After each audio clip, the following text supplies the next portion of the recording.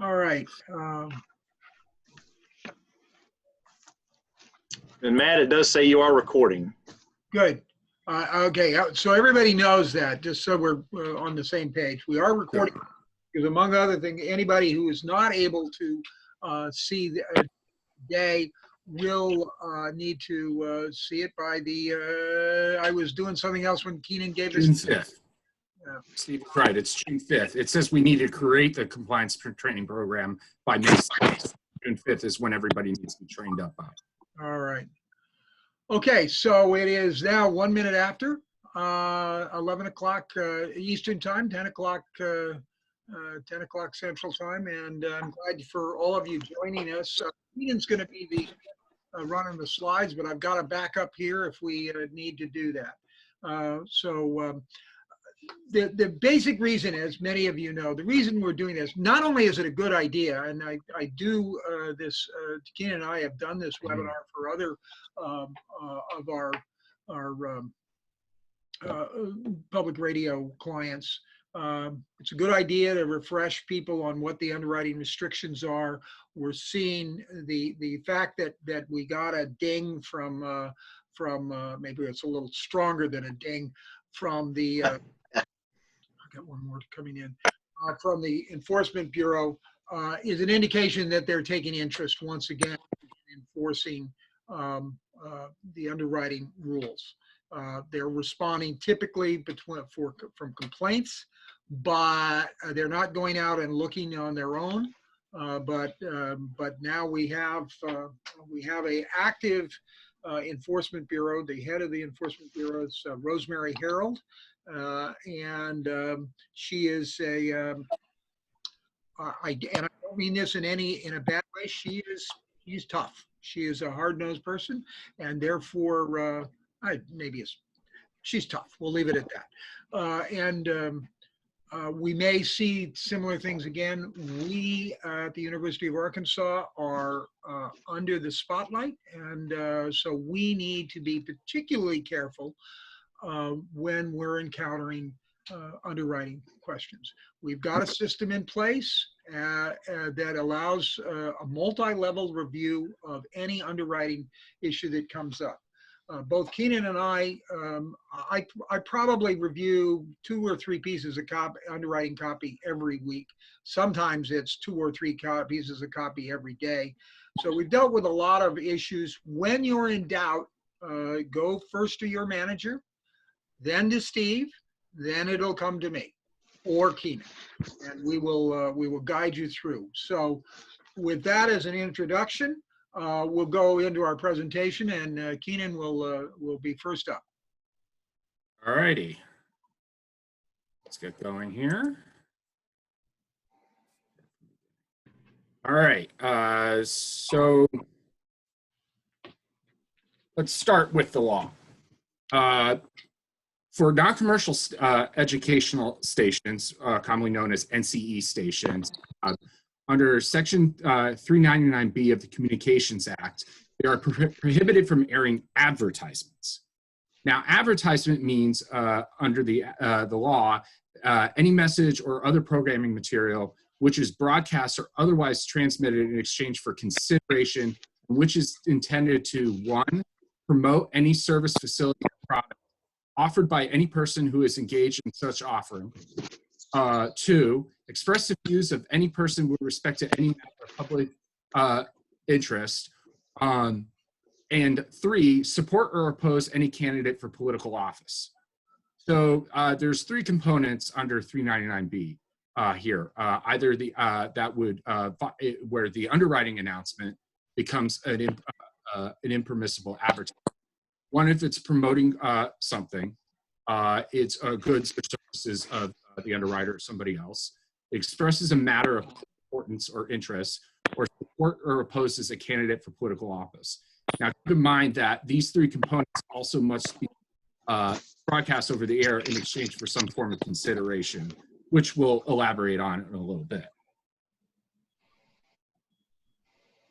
So starting off with number 1, this is probably the biggest area where most announcements are, and where most of the FCC case law has developed, so we can actually point to something and say, this is what's within the bounds, this is outside of the bounds.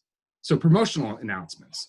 A promotional announcement is an announcement by an NCE station that promotes the goods and services of a for-profit entity in exchange for consideration.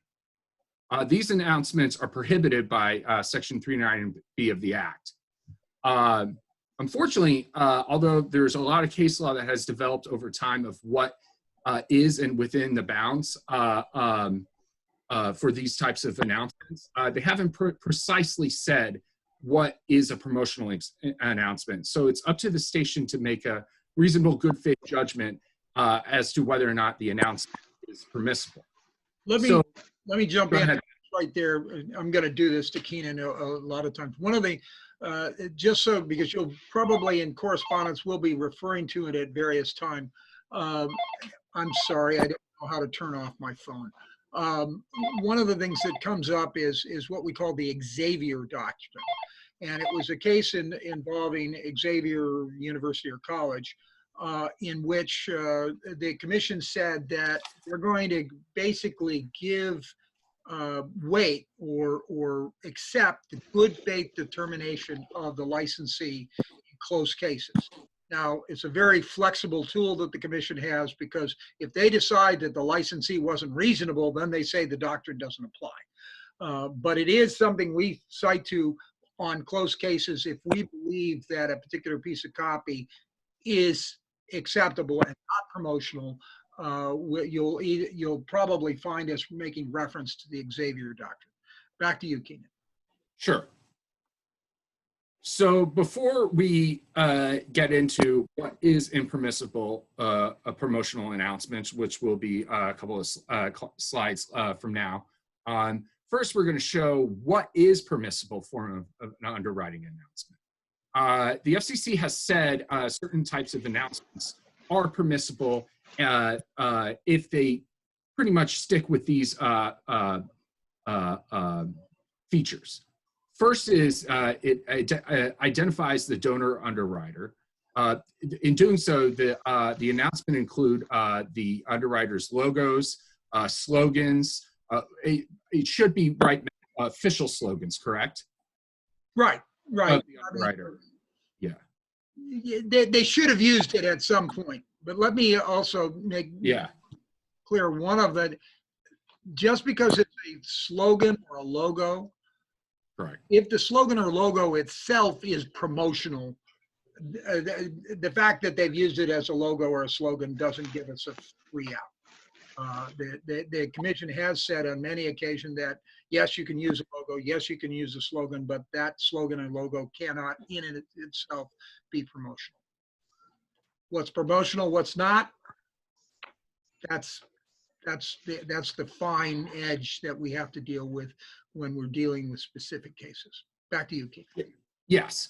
And so to jump off of that, Matt, what Matt was alluding to there, and we'll get into this later, emphasize the point a little bit more. A lot of these are case-by-case calls. So the fact that that an announcement includes these features in them, there might be something else that kicks it out of the permissible side of the line. But other things that could be permissible are the location, telephone number, and web address of the entity, how to get in contact with the underwriter, basically, a brand or trade name, a short listing of products or services, we'll get into later where this may go across the line, and value neutral descriptions of the product line or services.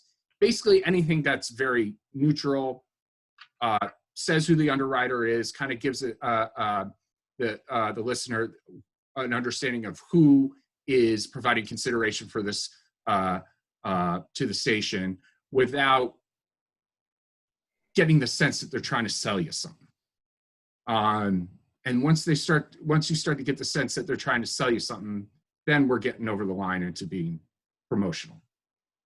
So going to the next slide.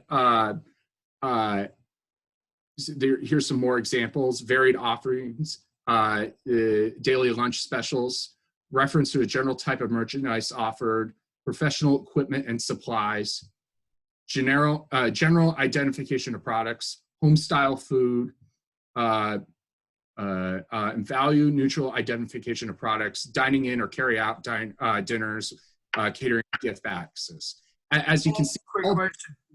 have very flowery language. It's very straight and to the point. Could I ask a quick question? Yeah, sure. Go ahead. This is Mike Kincaid with Cost Type. How about a slogan like a good neighbor, State Farm is there? Is That's an official slogan of State Farm, so it should be permissible. Okay. Yeah, and if we were actually confronted with that, we would actually go in and see if there's been a case in which they've dealt, because that's so broadly used. Right. I'll go in and see if there's a case in which the commission has made any comment on that particular slogan. I would think it's so broadly used, I think it's okay. Yeah. But it's a little close. It's a little. That's kind of where I was going from. I thought maybe it was a little close, but at the same time, it's like you said, it's so widely used that does it meet the burden? I don't know. Right. Well, that's what we deal with it at the time. We'll deal with it at the time, but if you got that one come up, let me know. I genuinely hope we don't have to deal with it at the time, but thank you. I appreciate it, and excuse the interruption. No problem. Yeah, the wider the better with a lot of this, and when it deals with slogans. If it's something unique and you haven't heard it before, then it becomes a problem, and it could be a problem. We have to look at it a little bit closer.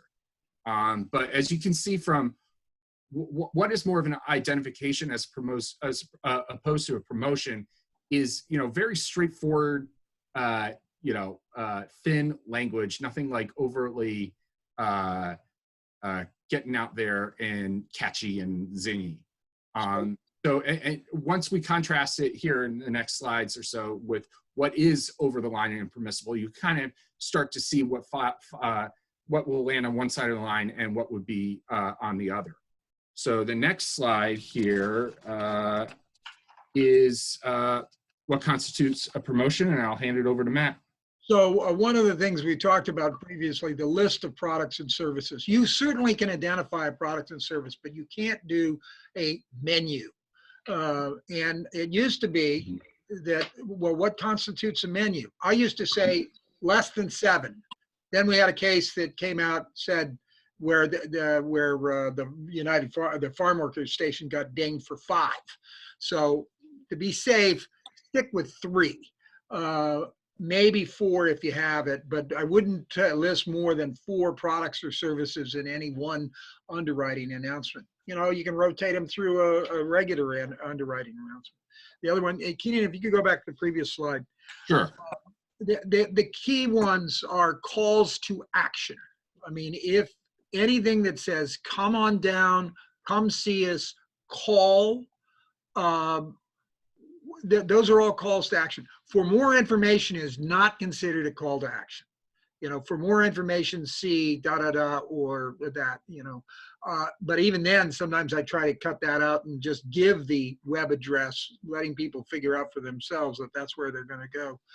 One of the ones that comes up frequently is comparative and qualitative descriptions. When you're doing your analysis, if you're making a comparative, say I offer or this underwriter offers these quality services, that puts you in the danger zone. One of the things that comes up, even though, just because something's factual doesn't mean it's not promotional. So for instance, one of the things that comes up occasionally is qualifications. Say a photographer belongs to a professional photography organization, and you puts that in the spot. Well, the commission has said, no, that's qualitative. That's a qualitative attribute. Now, if you say he's a professional photographer, that's probably okay. But if you put an accolade that he's been recognized by, some organization, that's qualitative or comparative, and you're not allowed to do it. Price information, we'll cover that a little more. Price information, they kind of take away, includes any type of price information, including it's free. Free is a price, I guess. And then inducements to buy, sell, rent, or lease. Those are those are specials, or we have a special now, or the first 50 people to call. Those are considered by the commission to be inducements to buy, sell, rent, or lease, and are not permitted. And then the lengthy promotions, the commission has never come out and said a underwriting spot cannot be longer than X, 30 seconds, 10 seconds, a minute. But they have said the longer a spot is, the more likely that it is promotional. And they have cited it in various cases where they've said that this spot was a minute long, and therefore that we believe that along with these other factors that made it promotional. So, Hey, Matt, if I may, just about the length. This is Steve Cole, UA Cossatot. This serves as kind of a warning to everyone else out there. Like Matt said, they really do not have this written anywhere, nor there's nothing in writing in the FCC that says your ad has to be X or less than X. I know that during our 3.5 years or three and a half years in this negotiation process for the consent decree, the length of our announcements, it came up, and it was strongly indicated that even some of our 30-second announcements may have been too long. So please just keep that in mind, that if there's any question about it, like I said, ask Matt or Keenan, because it's a very, very gray area, the length. Many of the stations that we work with, and it's not an absolute hard and fast line, but many stations that we work with limit their underwriting spots to 15 seconds. One I know has 20, and that's their internal standard. The commission has not said that that's you're going to be a safe harbor at 15 or 20, but it is sort of industry standard. So moving on to the next slide, it's sort of covering some of the things that we've talked about before, where while you can talk about what services are offered, you got to avoid having too many. I mean, these are each of these three examples on this slide are from cases where the commission said that's a menu, you can't do it, and so therefore we bear that in mind. Moving to the next slide, these are examples of calls to action. And I want to focus on the fourth one. Are you ready to buy a house? Want to know if you qualify. I mean, I would argue, in a generic sense, well, that's not really a call to action, but I don't get to make the final decision, and the commission certainly has indicated that, are you ready to buy a house? Want to know if you qualify? These types of questions can very well be deemed by the commission to be calls to action. So let's see, I notice I have a chat question. Is free always considered to be pricing? Yes. The question is from Lori. I hope you don't mind me mentioning who you are, Lori. Good morning. Saying free checking would be considered price information. I had that approved by my FCC attorney as an actual product. That free checking is its own thing. We lawyers come up with different opinions, but Mm-hmm. I can tell you that if it came to me, I'd tell you nope. Mm-hmm. Thank you so much. Okay, moving on to our next slide. These are other examples of qualitative announcements.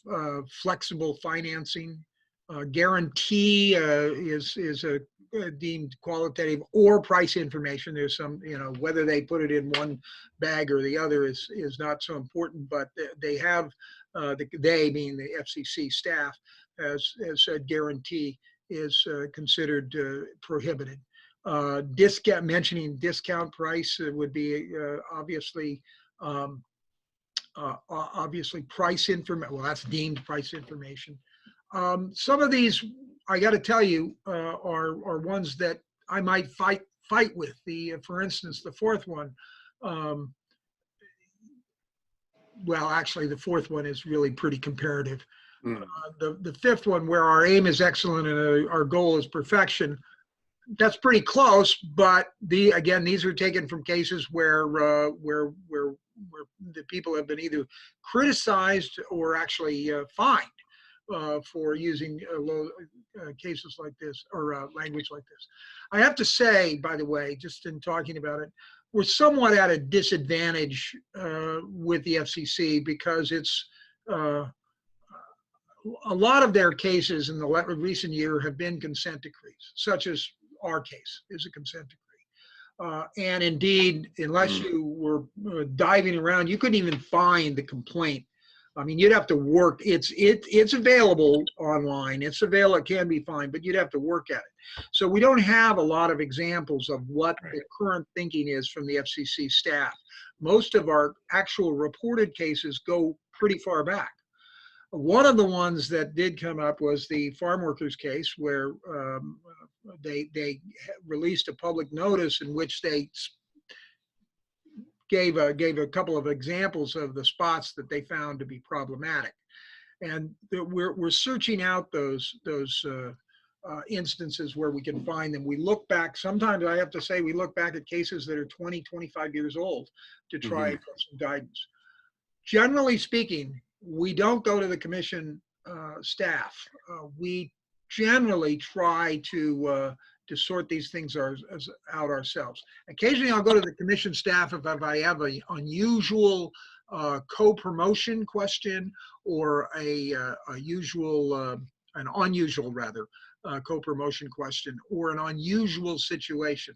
But for the garden variety things, we try to sort it out. And in close cases, we rely on the Xavier doctrine.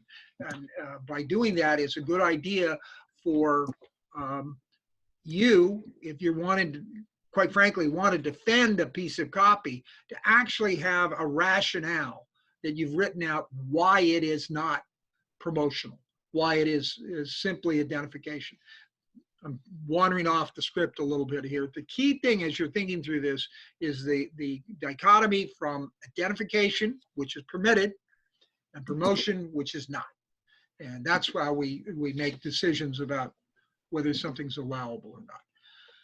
Moving on to our next slide, which goes to Keenan. Yes, so getting back to price information.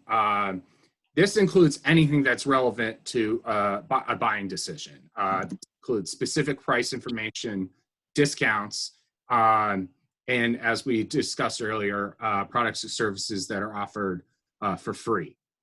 Examples of this are, an interest rate on a loan, 7.7 interest rate, an additional holiday bonus savings on select models. That probably actually hits a bunch of no categories, but basically anything that shows that something's good, like that pertains to the price, some kind of discount, some kind of sale, that's impermissible.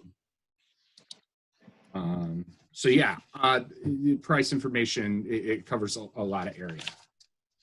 So next slide. This is, as we discussed earlier, an inducement to buy, sell, rent, or lease a product. 6 months free service, bonus available this week, a special gift to the first visitors, something to get you in the door and entice you to buy something. Pretty much, this is starting to look like real advertisement, the specials, discounts, sales, that kind of thing. You'll kind of get a feel for it when you see it, that it's like they're trying to sell, you feel like you're being sold something to get in the door. Next slide. Lengthy spots. We discussed earlier, the FCC hasn't really gotten into what length is impermissible, but as we said earlier, the longer, the more likely it's going to be suspect. The reason for this is the FCC is putting a has put a prohibition on this is because late fee promotions usually contain material with identification only, and we're getting into selling something, advertising something. You've gone far beyond just saying who the underwriter is, and they gave consideration to the state to the station. Now it kind of looks like, well, why is the underwriter want to buy this time? What are they trying to get at here? So once you get in longer than that, you're getting away from just saying who the underwriter is, and now you're saying, well, what is the underwriter trying to sell you? So stay away from longer ads and keep them short and sweet. So jumping back in, Yeah. before I go to this next slide, one of the things, of course, the dichotomy of it, or the issue we're dealing with, and it's sort of the elephant in the room, is of course the reason people come to the station. I mean, some come just out of the goodness of their heart and because they love the programming that you're doing, and they just want to be part of it, and they just want to be they just want to make facilitate what you're doing. But most of them, the reason they come to underwriting is they want to drive business to the door, and we just have to do it in a much more subtle way. That we have to follow we are still trying to let people know that our underwriters have these goods and services that they offer, and the unspoken word is, and you ought to go try them out. I mean, one of the classic things that has come on in a number of years is when people, the underwriting ads on NPR for movie releases. I mean, they brought to you by, I can't remember a specific example, but they would give say such and such in theaters this week. I mean, if that's not a call to action, I don't know what is, except nobody says go to your local theater and see this movie. It just says this movie has been released this week. And so far there hasn't been any untoward consequences from that. But let me move back, look forward onto the next topic. And as all of this that we've been talking about pertains to for-profit entities. If the underwriter is a nonprofit, throw it all out. No, I mean, not quite, but pretty much. In fact, many of my public radio clients have in the past had the same standards, regardless of whether the underwriter was a for-profit entity or a nonprofit entity. And some of them are saying, no, we are going to now recognize and take advantage of the I won't say loophole, but the language in section 399B, which allows us to actually run promotional announcements for nonprofit entities. And as some of the tax exempt entities, governmental agencies, religious organizations, there actually can be for-profit religious organizations. I know that sounds like an oxymoron. So you can't just assume that a concert done by say a contemporary Christian group is nonprofit. You actually have to ask. Public hospitals, all of these things. For instance, an example I've given, although they don't run spots, the National Symphony here in Washington, D.C., if they wanted to run a spot that had price information, calls to action, come on down, best qualitative works, world-renowned Yo-Yo Ma, that would all be permissible because the National Symphony Orchestra is a nonprofit. And so, but before you can take advantage of that, you really have to make sure that the underwriter that wants to put on these spots is in fact a nonprofit.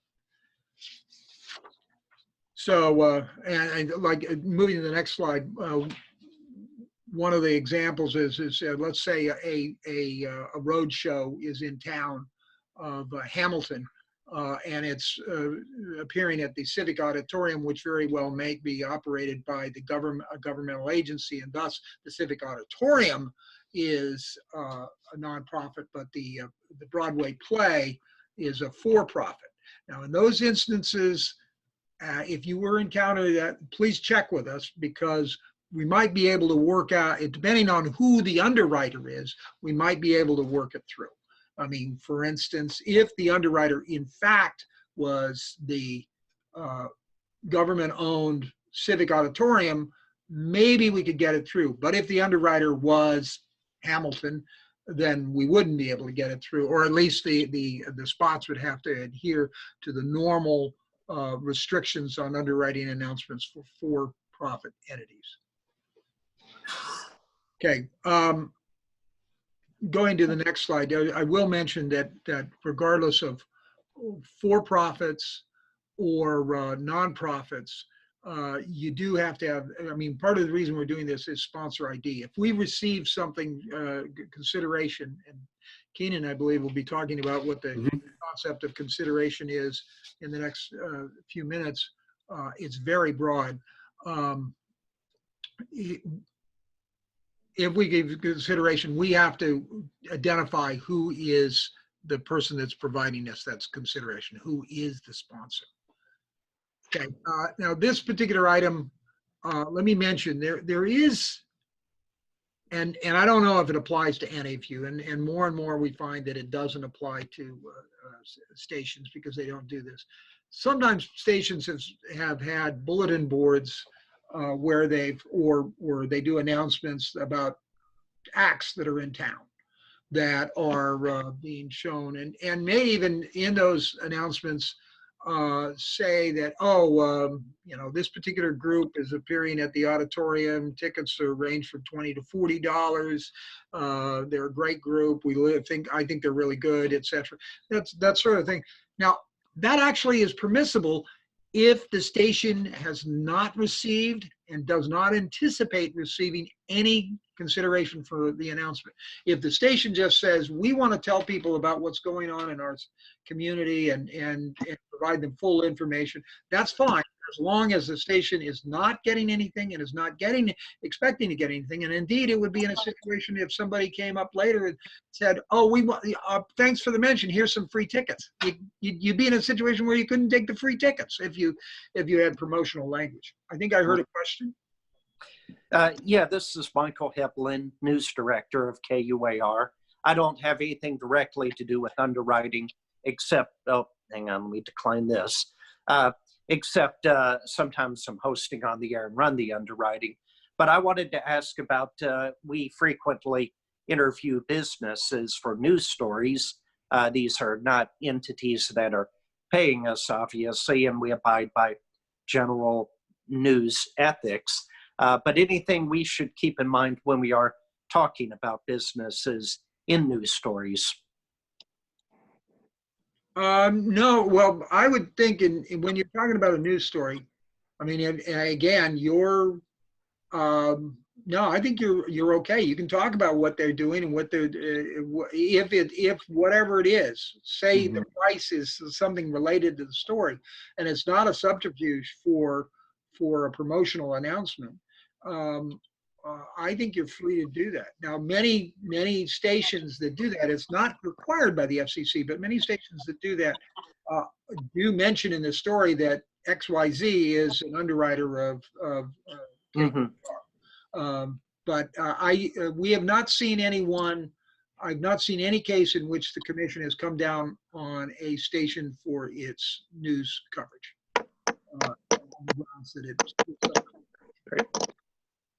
Okay. Moving on. Let me see, what have we got here? I think we've already covered on the next slide. Let me look at the last one, and this is kind of wandering off a little bit. The announcements we make for nonprofit organizations are just meant to be announcements. You can't interrupt, and this is a side issue, but I thought it's a place to put it in. You can't interrupt regular programming to raise money for a nonprofit, no matter how good, unless we get a waiver. The reason is there is a provision, and you may have read about it, that allows nonprofit NCE stations to use up to 1% of their airtime to raise money for other nonprofits, 1% of their annual airtime to raise money for other nonprofits. There's a proviso on that if the station receives money from CPB, then they can't do that. And I'm assuming that all of the University of Arkansas stations do get CPB money.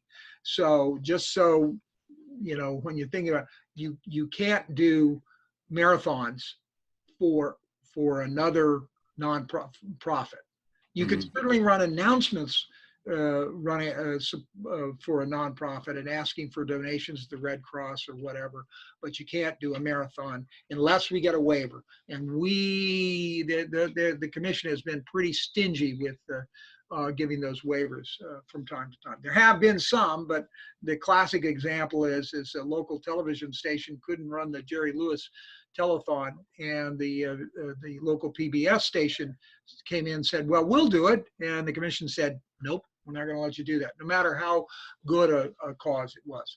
On the other hand, they did in disaster, sometimes to raise funds for a disaster relief, they have waived the rule and allowed stations to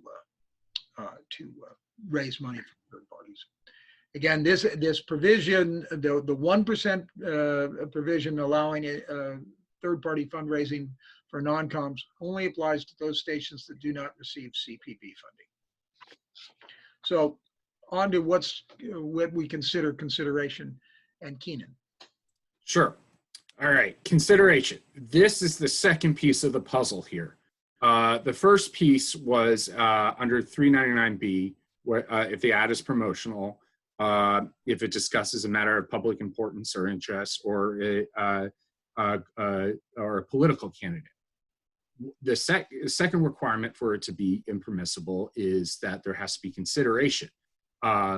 Consideration is a broad term, including anything of value which will benefit the station, the licensee, here the university, the principals, or the station employees.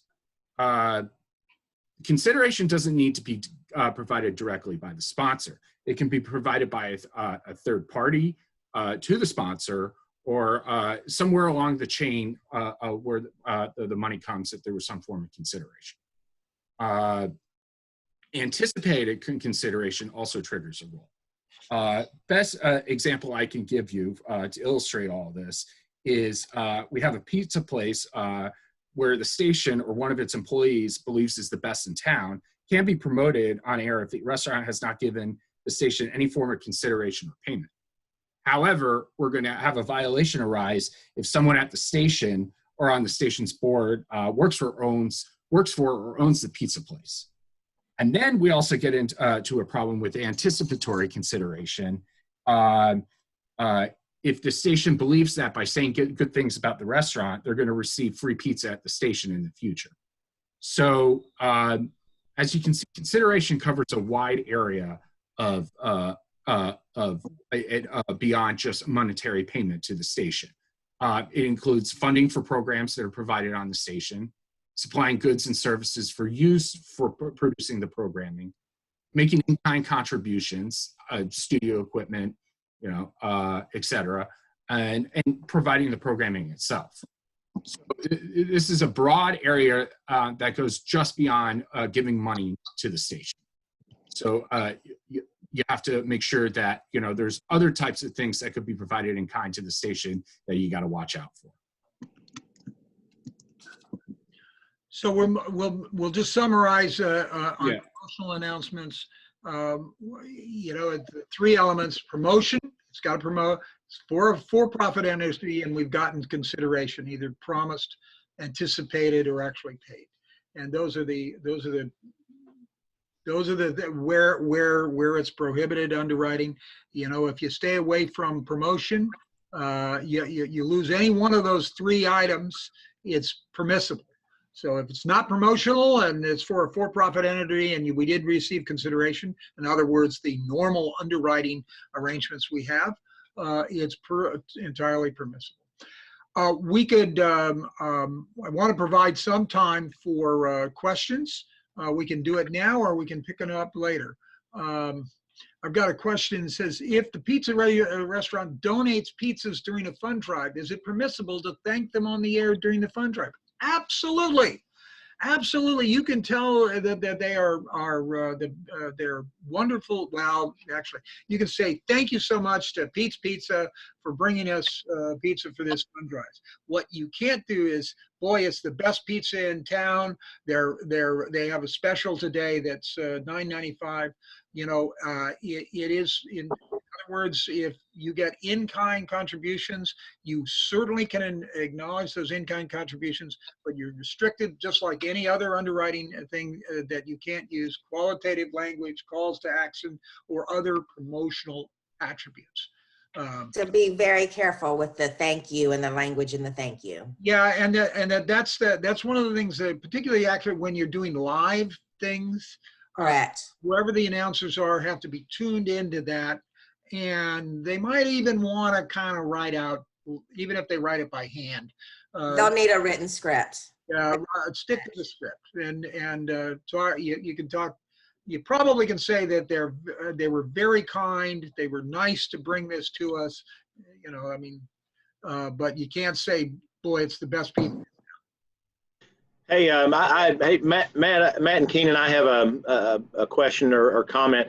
Are you guys going to discuss the old enhanced underwriting guidelines in this presentation? Are you going to breach that subject?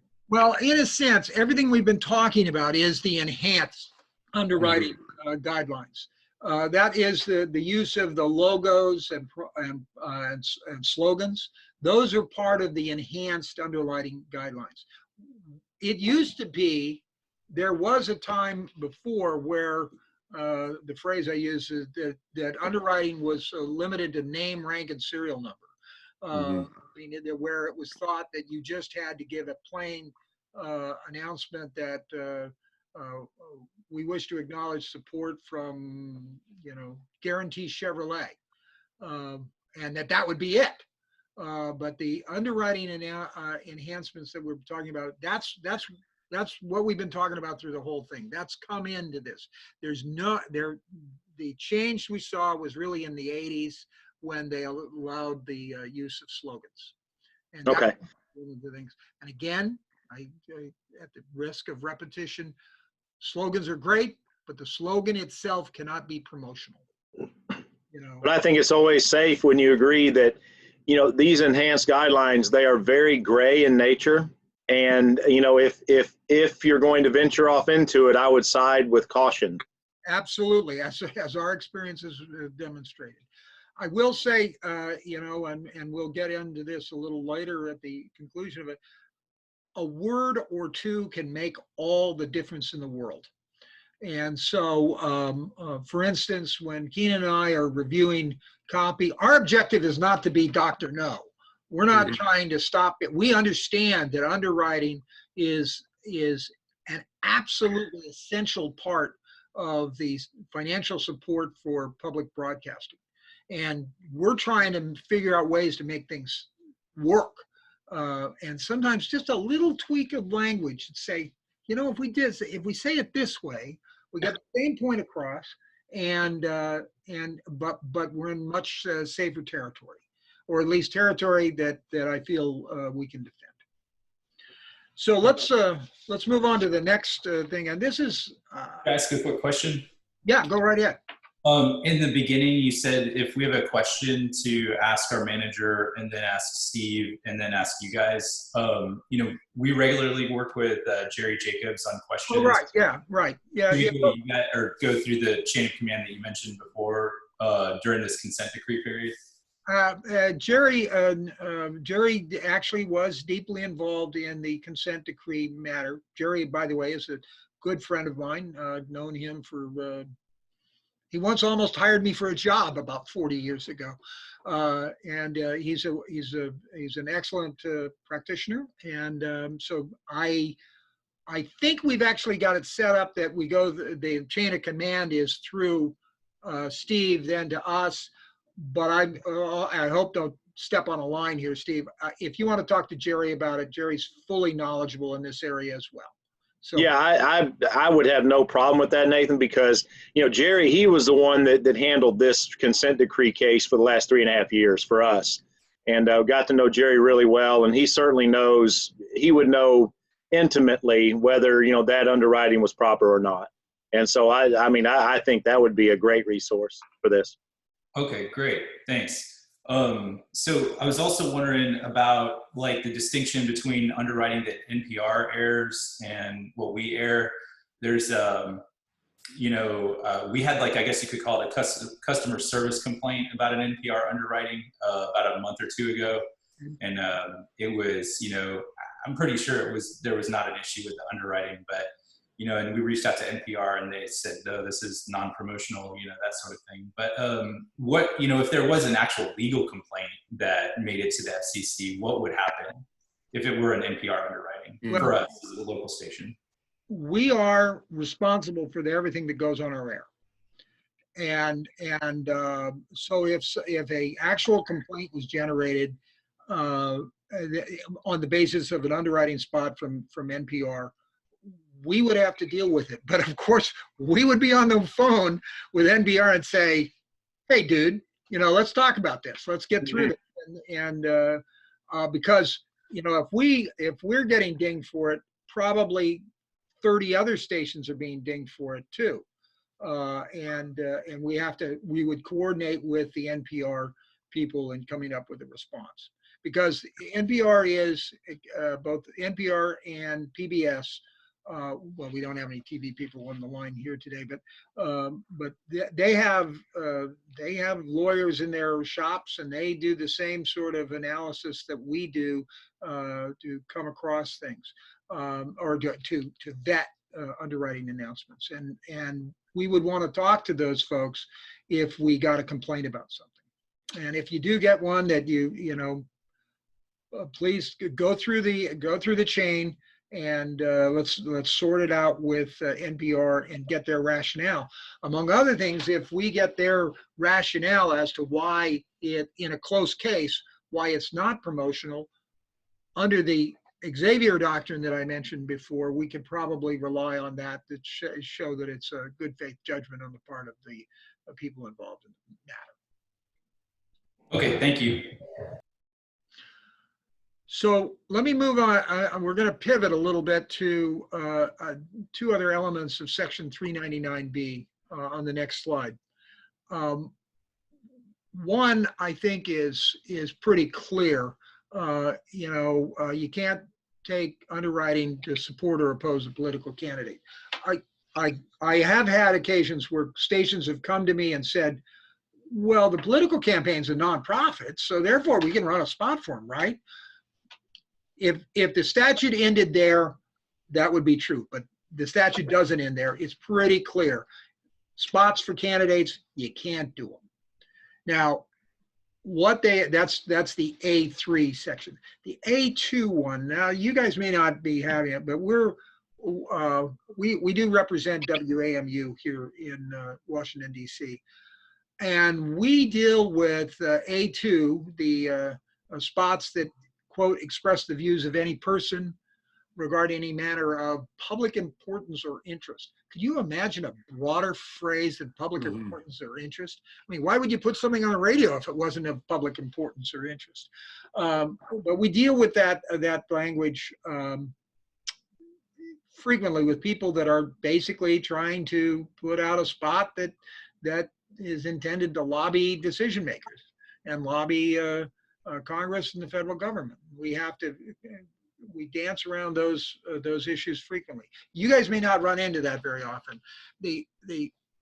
As I mentioned before, we're sometimes harmed or makes it tougher for us to go forward because we don't have any case law on promotional or what's the current thinking, and that it's 25 years ago that we rely on a case that's 25 years ago. Well, in this particular area, there are virtually no cases. There's sort of intimations and there's sort of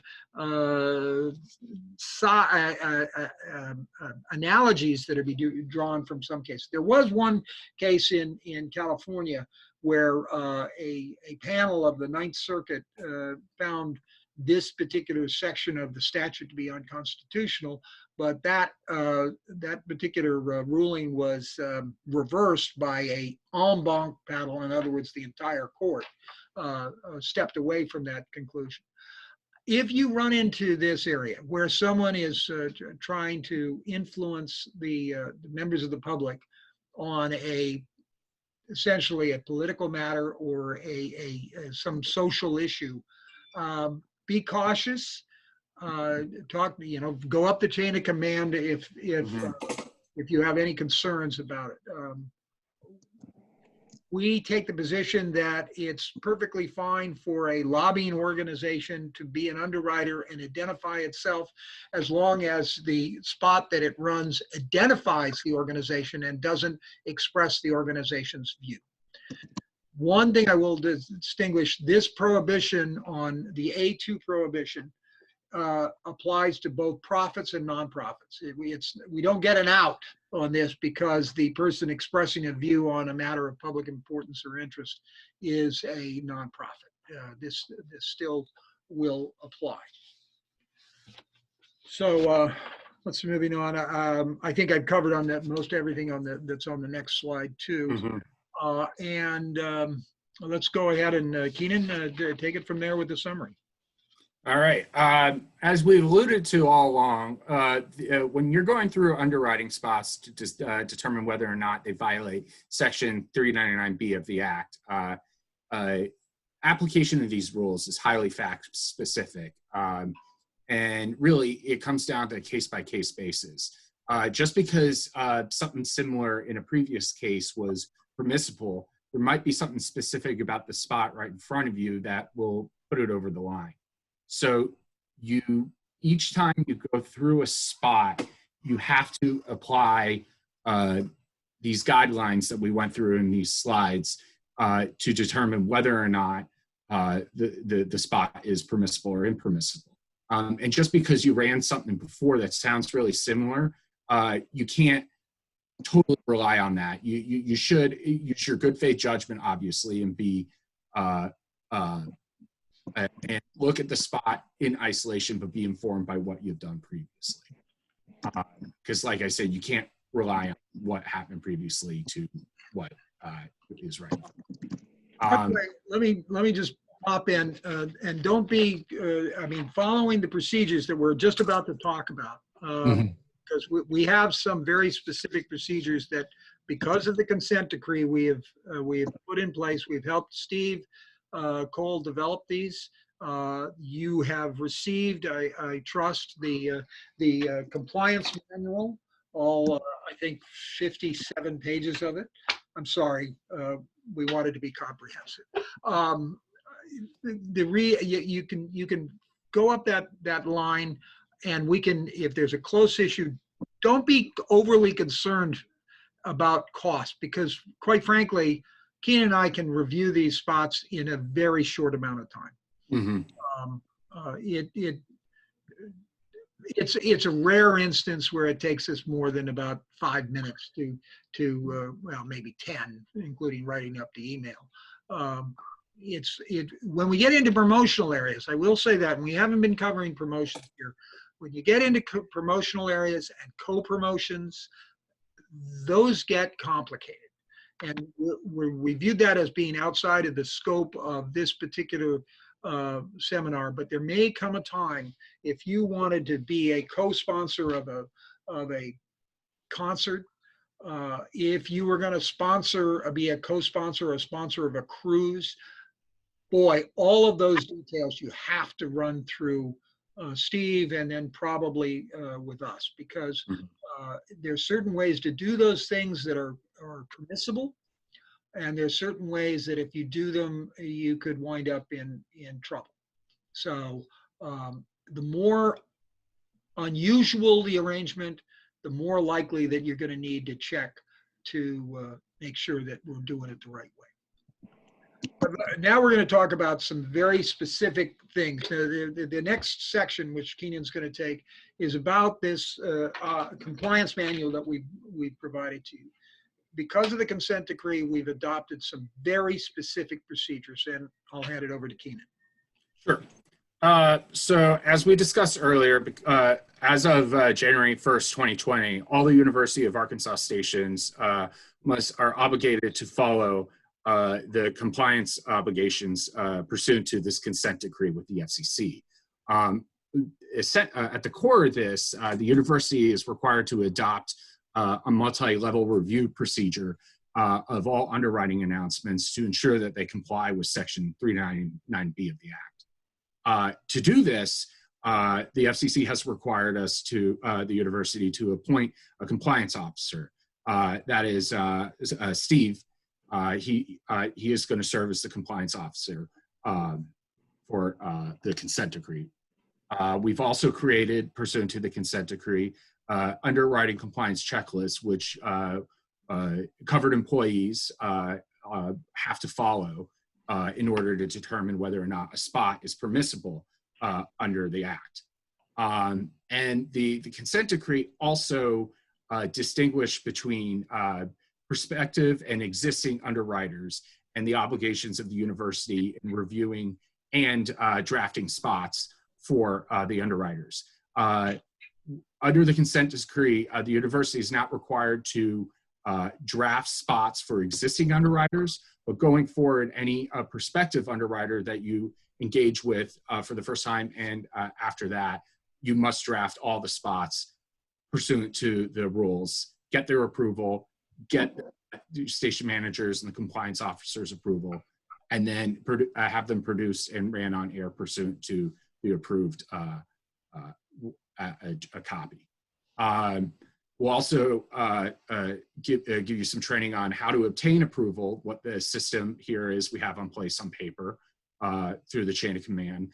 And unfortunately, as part of this consent decree, we must rat on ourselves when we're the university is not compliant, and so to the FCC. So we'll give you a brief summary on what to do if you encounter non-compliance at your station, and how to inform the proper parties about what happened and how to go about it. All right, so we're going to start first with the underwriting compliance checklist.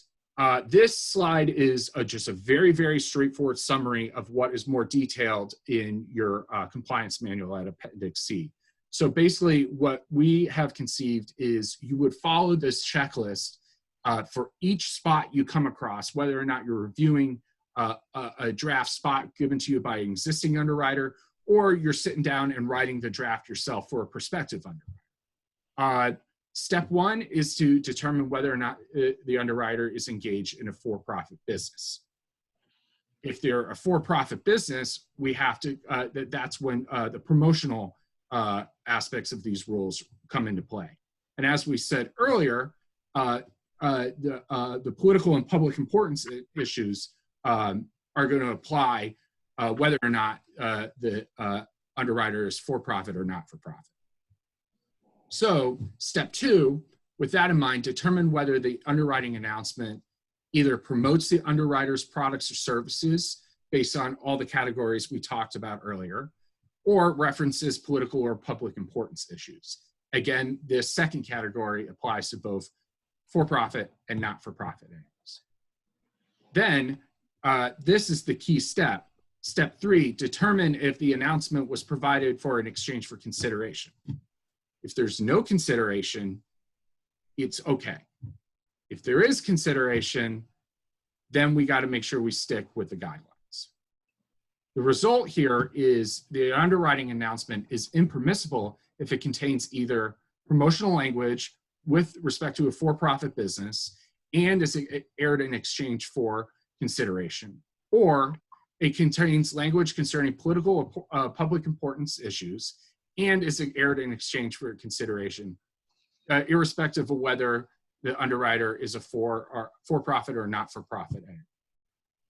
Can you explain the in exchange for consideration phrase again, please?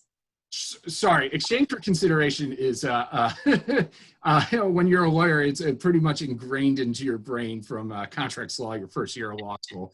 It just means consideration was provided to the station, or the consideration exists with for the provision of the underwriting spot. Something that the station has received something of value. Yes. And it is about as broad a concept as you could imagine. That something of value could be programming material. Say it could be copies of a record. Back in the days when people actually played CDs on the air, or back in my day when they played actual vinyl records on the air. It could be, again, the food delivered.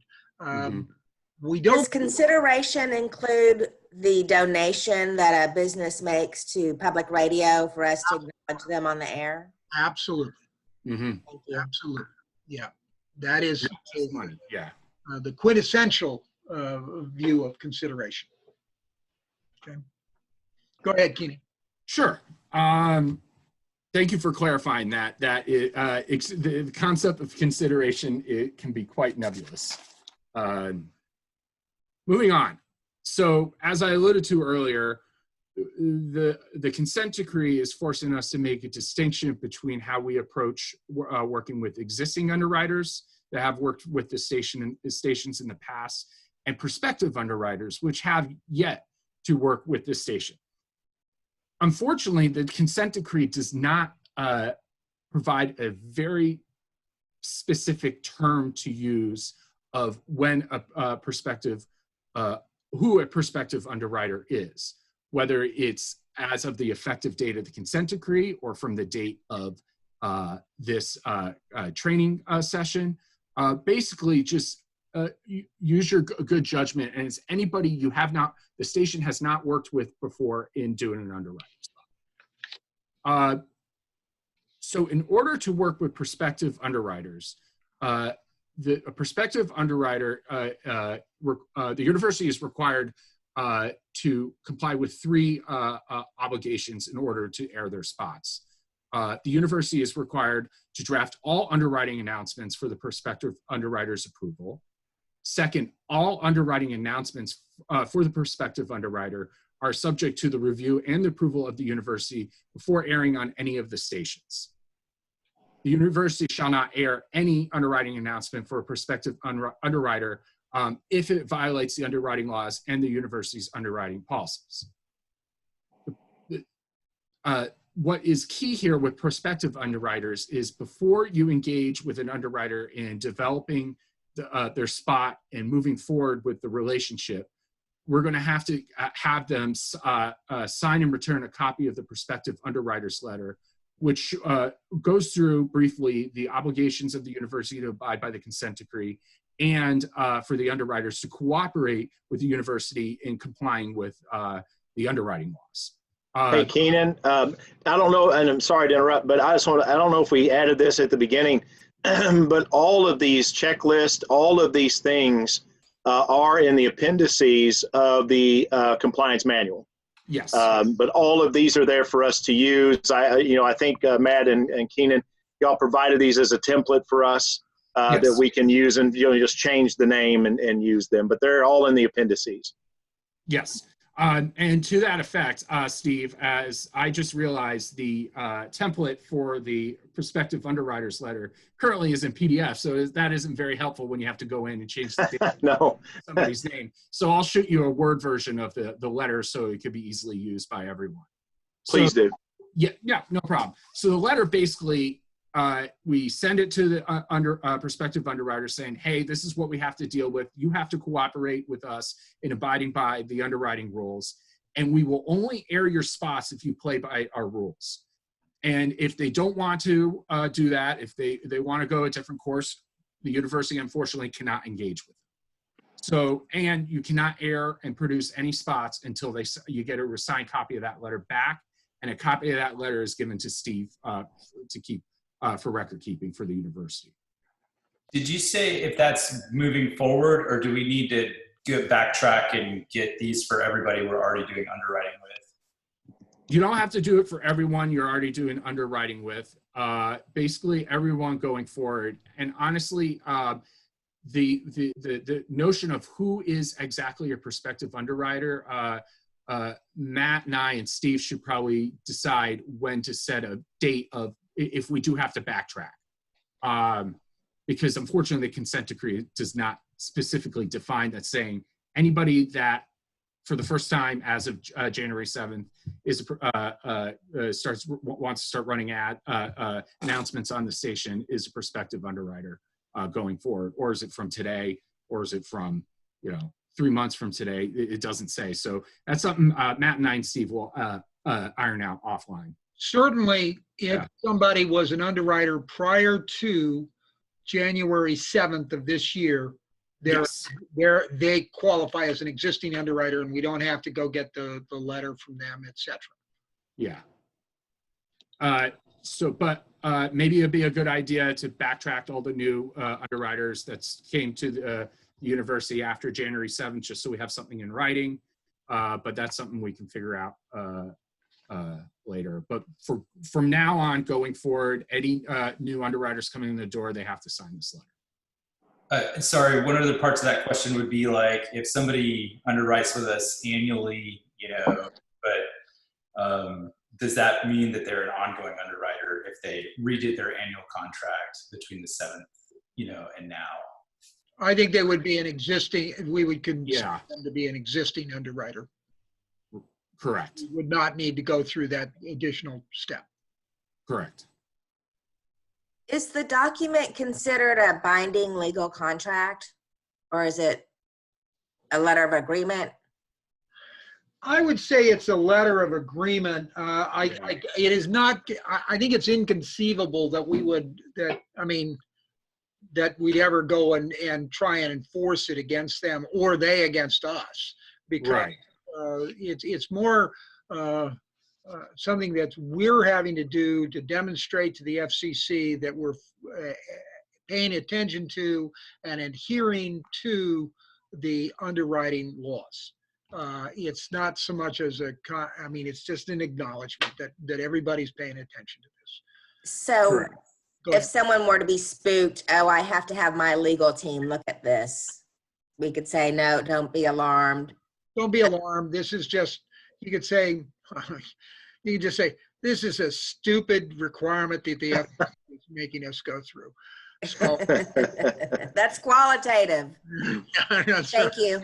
Mm-hmm.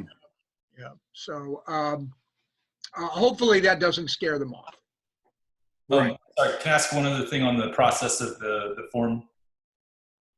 Do you have like an idea of how long we should anticipate working into like our workflow of, signing a new underwriter, that sort of thing, to process this, through the chain of command? To process the signing of the letter, or just getting approval and all that? Yeah, signing the letter and then it getting filed with like Steve and you guys making sure everything's okay, and then us getting to go ahead to. And Nathan, as far as my part, mine will be fairly instant. I mean, it'll be within an hour or two, unless there's just something that's just very, very complicated. Because I tend to answer emails and texts and phone calls in very, very rapid fashion, and so it's not going to be. I won't be hanging up at all. So you get them to me, and I think Keenan and Matt, these can come to me. Do you guys want to see them all in the law office, or do you think that if it's a very if it's not too technical, allow me to handle it and provide that response? No need for us to see them at all. Yeah. Okay. Yeah, and so Nathan, answer the question. When you get these to me, unless there's just something that's like, man, I don't know, let me get with Matt or let me get with Keenan, I'll get it right back to you. And then you'll have a copy and I'll have it on my file too. But it'll be quick. It'll be quick. Thanks, Steve.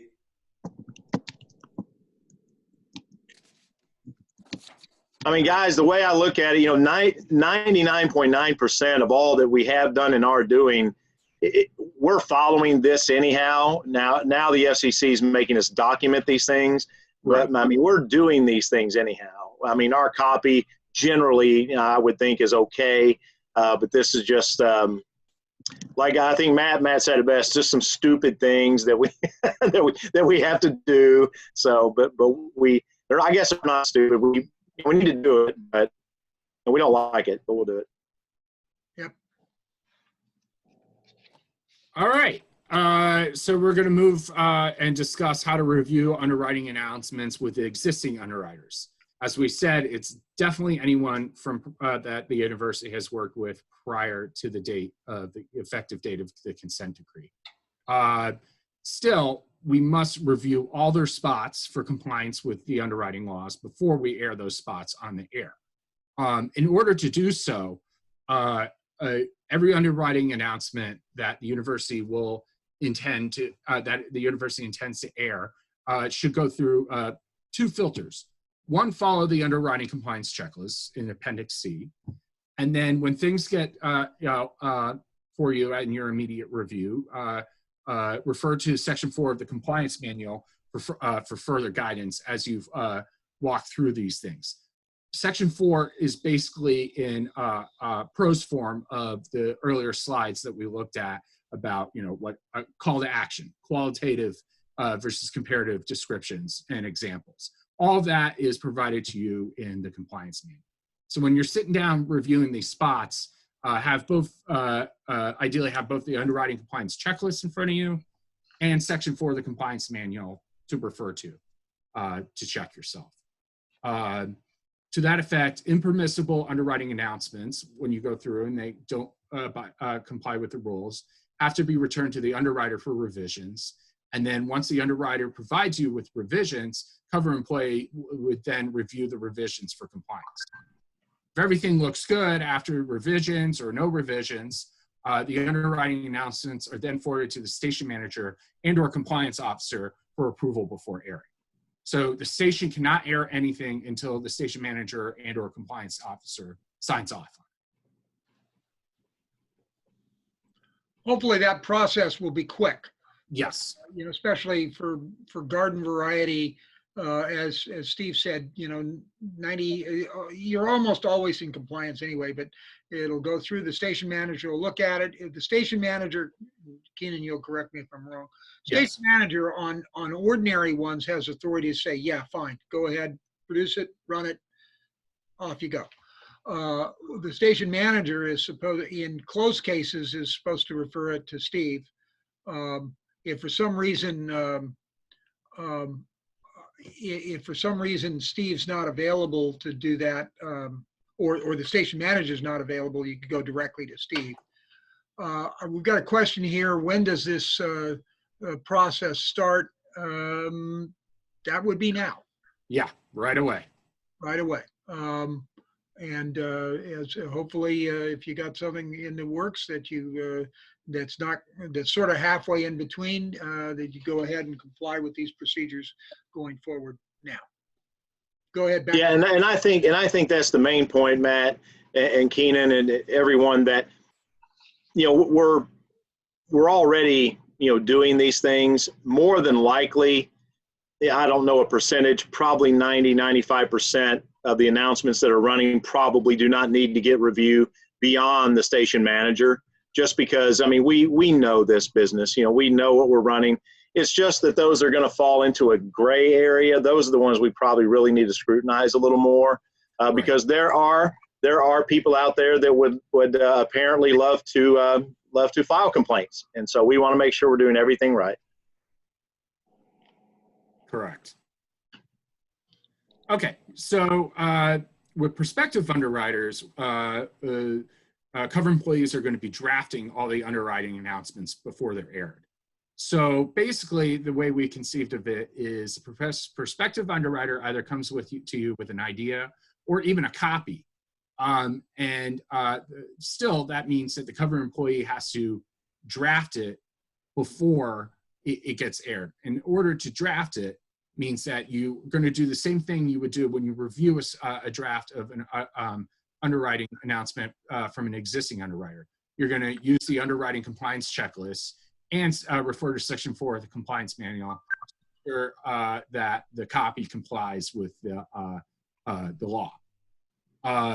Once you complete your draft and you're satisfied with it, all drafts of the underwriting announcements first are reviewed by the prospective underwriter, and then if the prospective underwriter has any changes to it, you then review it again, And once everything is signed off by the prospective underwriter, you shoot it up the flagpole to the station manager and or the compliance officer for review and approval.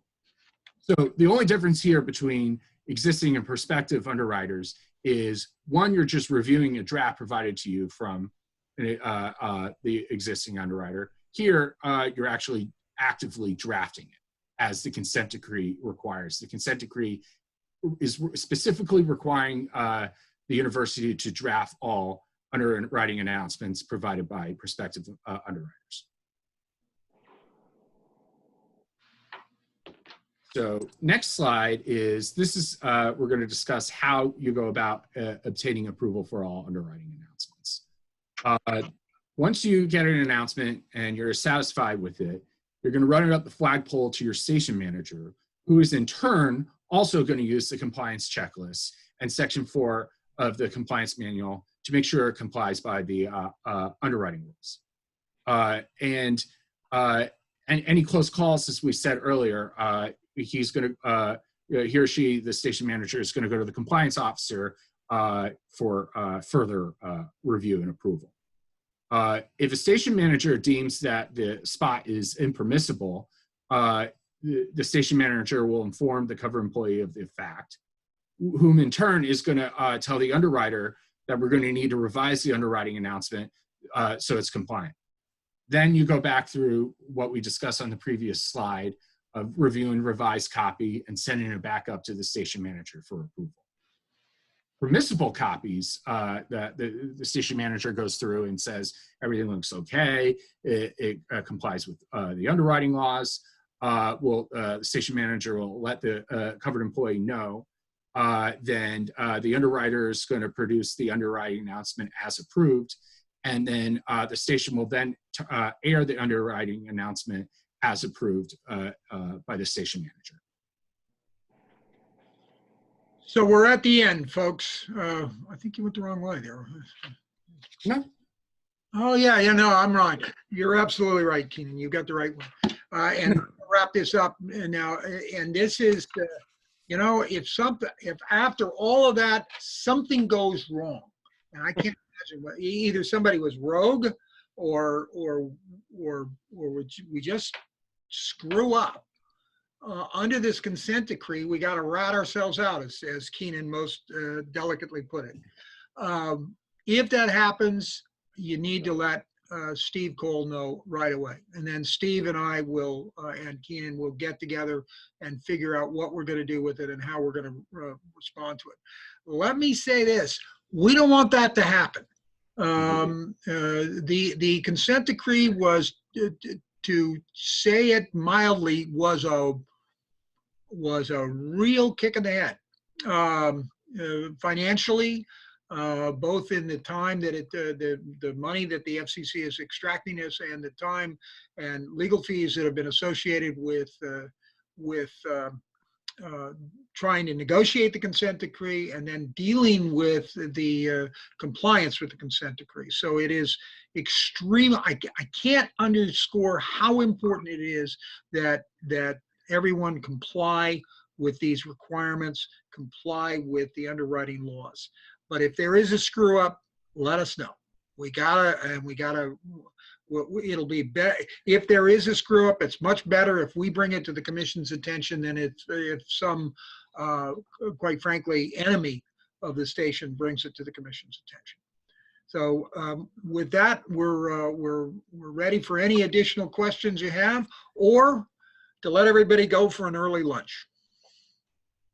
Also, you guys, you've been getting emails from me. I have an FCC distribution list that I try to keep very active of all covered employees. So when you see that, when those emails come out, you'll notice a very large contingent of people that are in those emails, and there's a reason for that. Those are either covered employees. They also could be the chancellor of your university or college, or they're part of legal counsel. And those are those are the folks that are in that FCC distribution list. That's what I call mine. And you guys, since you're getting those emails from me, you should have my email address. It is scole@cccua.edu. And but you can just reply to one of those emails. But you should have it. And so from this point forward, if you have any things that you need to send to me as the CO, please do. And I will be getting them back to you very, very quickly. Tony, I see that Tony raised a hand. What do you got? Hey, yeah, good morning, everyone. I'm Tony McCassell Freeman, University of Arkansas, Pine Bluff. So the question that I have, it's not about consideration. I know that's what we've gone over today, but in terms of promoting the university and the campus activities and or events, we're safe in that area, correct? If the university is the sponsor, yes, we are. Or the University Student Association is the sponsor, we're fine. Okay. And then what about consideration from departments on campus? In other words, that a department that provides support for the radio station? Correct. Yeah, that's perfectly. Is that okay? No, Okay. Just wanted to make sure. Let me put it from an FCC standpoint. That's perfectly fine. I, of course, can't give any opinions about the operating procedures or the accounting procedures for the university. You know, Right. the university may have procedures that they have to follow when one department is supporting another. But as far as the FCC is concerned, because the university itself is a nonprofit, it can be promoted on the air. Right? Okay, great. Thanks.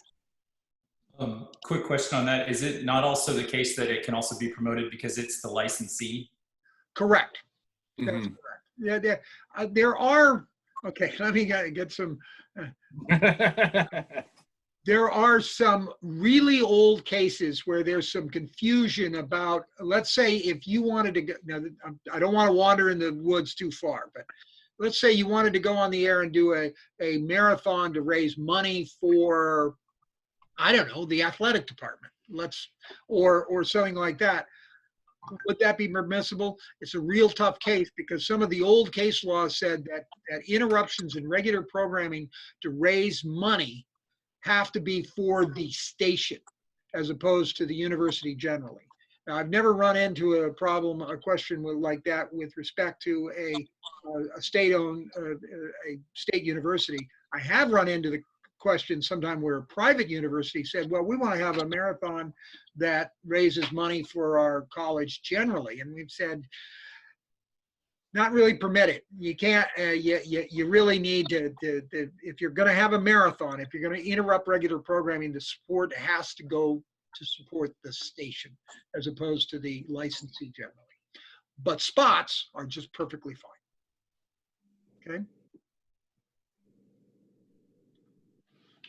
So have we got anything else?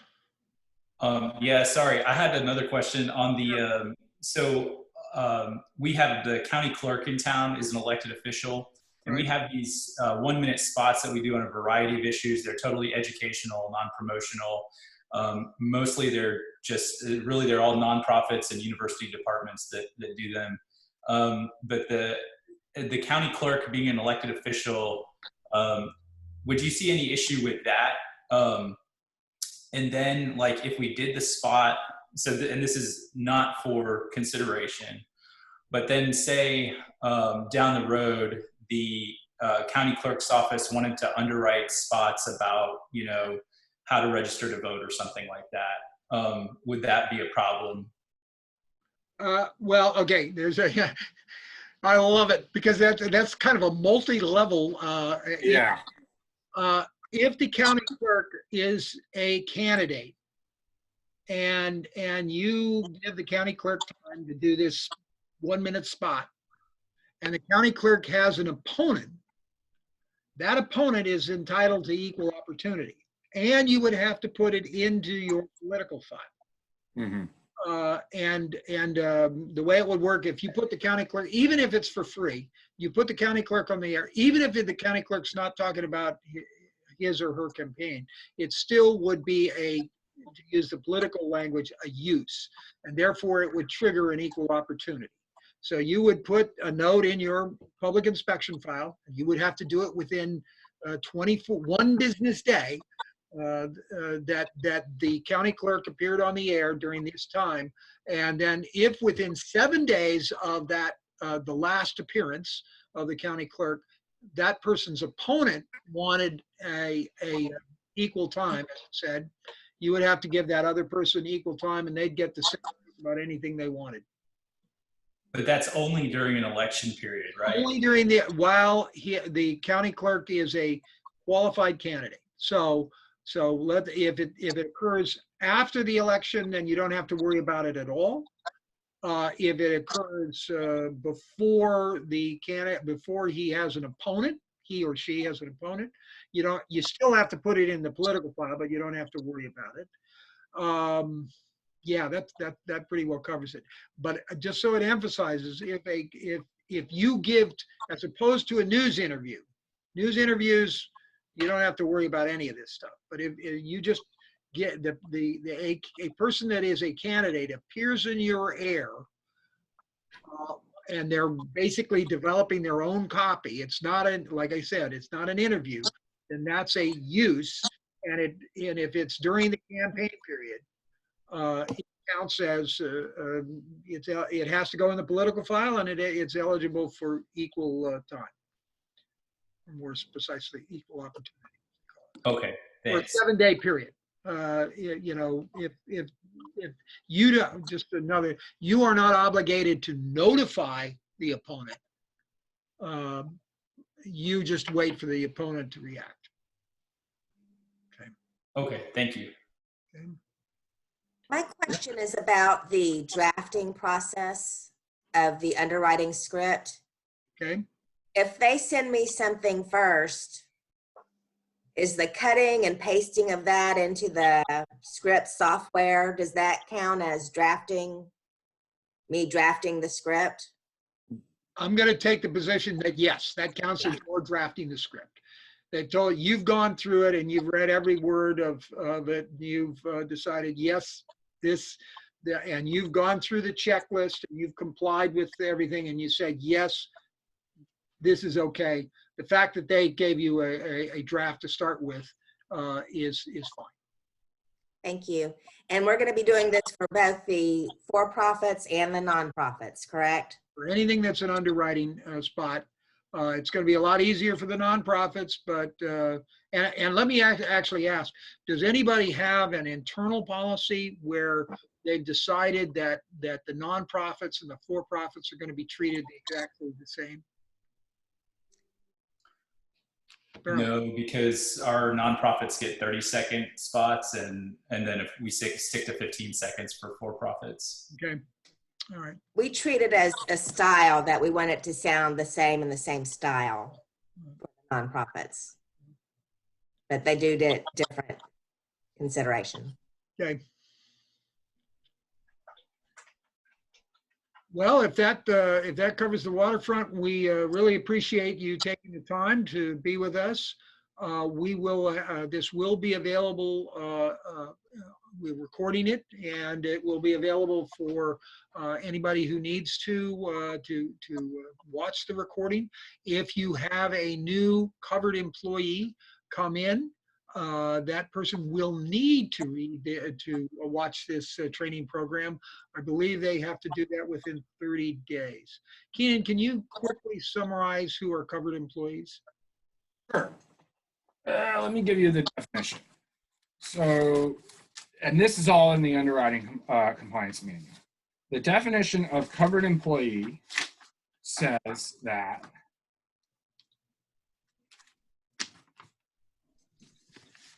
all university employees and agents, including but not limited to volunteers who perform, supervise, oversee, or manage the performance of duties related to the university's responsibilities under the communications law, including the underwriting laws. So basically anyone who's responsible for handling and airing the underwriting announcements and approving, reviewing, and ensuring that they go on air. Okay. All right.